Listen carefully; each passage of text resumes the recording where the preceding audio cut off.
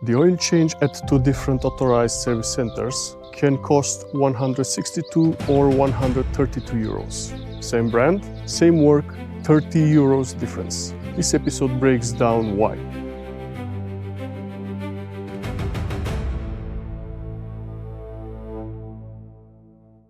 Last time I had to bring the oil change forward to 28,500 kilometers because of the fuel dilution. A series of circumstances then pushed the next change to 40,000 kilometers, meaning I covered around 11,500 kilometers between the two. That gave me a good window to see whether the fuel dilution problem had actually been resolved. The oil still had a faint petrol smell, but the level never went above the maximum mark on the dipstick. So for now, things are looking positive on that front. I went back to the same service center in Brașov, the one I mentioned in episode 15. Second time there and another surprise. This time I was better organized. I joined the mechanic for the oil and filter change and followed the entire process from start to finish. That was genuinely interesting, especially because I had the chance to chat with the mechanic and ask questions and watch the checkup in real time. I also asked the manager if I could take photos or record the process. They agreed, but I wasn't prepared this time. Next visit, I'll call ahead and come ready to film, especially for the gearbox oil change and other more complex work. Now let's check the surprise I mentioned. The 40,000 kilometer oil change cost me 132 euros in Brașov versus 162 euros at the service center in Deva. Same work, same car, 30 euros difference. Here's where that difference comes from. The oil was 5 euros more expensive in Brașov.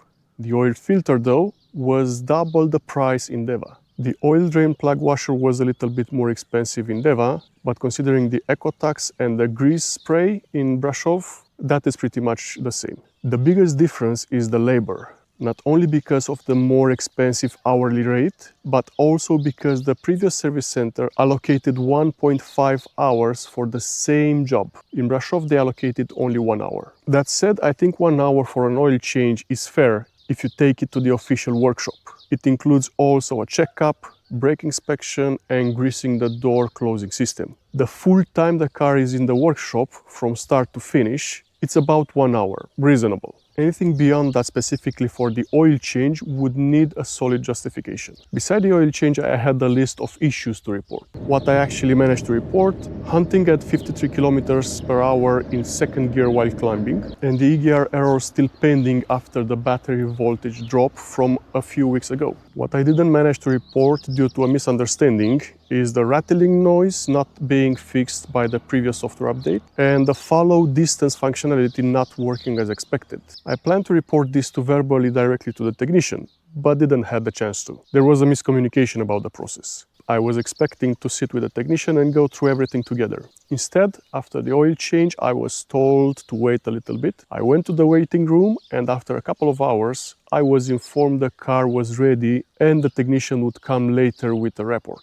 So I left. After 3 days, I called them back as I didn't receive any feedback. Reaching them afterwards took a couple of days as they're generally busy. I've been there. But eventually I got the feedback on those two reported issues. Hunting at 53 kilometers while climbing in second gear, the service center has sent a report to the manufacturer to understand what can be done. So no immediate fix yet. This is a very specific, reproducible condition, but not an urgent safety issue. So still waiting for a response. The EGR error still pending. A new sensor has been ordered and it will be replaced under warranty. They'll contact me when the part arrives, so another service visit is coming soon for that. For the other two issues, not yet addressed. These will be on the list for the next visit, and given the mileage I'm putting on the car, that will be soon enough. While in the workshop, I also asked if I could take engine and gearbox oil samples for the laboratory analysis. The answer? The service center can't provide this on their own. It requires authorization from a higher level within the brand.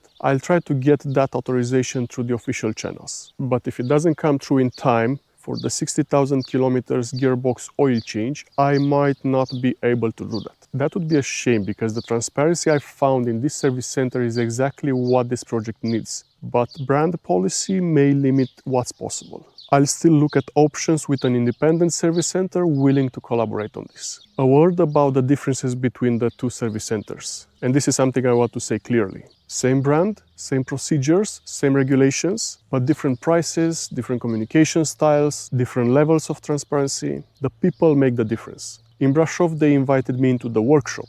The mechanic talked me through the process, and the prices are reasonable. That's why, for now, Brașov is the default service center for this project going forward. Not because of sponsorship, there is none, but because transparency and a fair price matter to a project built around real ownership data. You might think the extra 600 kilometers round trip from my home base doesn't make sense to save 30 euros. In a normal situations, I'd agree, but this project is about reaching 1 million kilometers. The extra distance is a feature, not a problem. Anyway, this won't be the only service center I'll be going to, as I plan to soon travel more around Europe. That means I'll be forced to visit workshops in different countries as well. To everyone who has been following, commenting and contributing to this project, and especially to the members, a big thank you. The technical discussions in the comments are invaluable. The project exists because of this community. Drive safe, and I'll see you in the next one.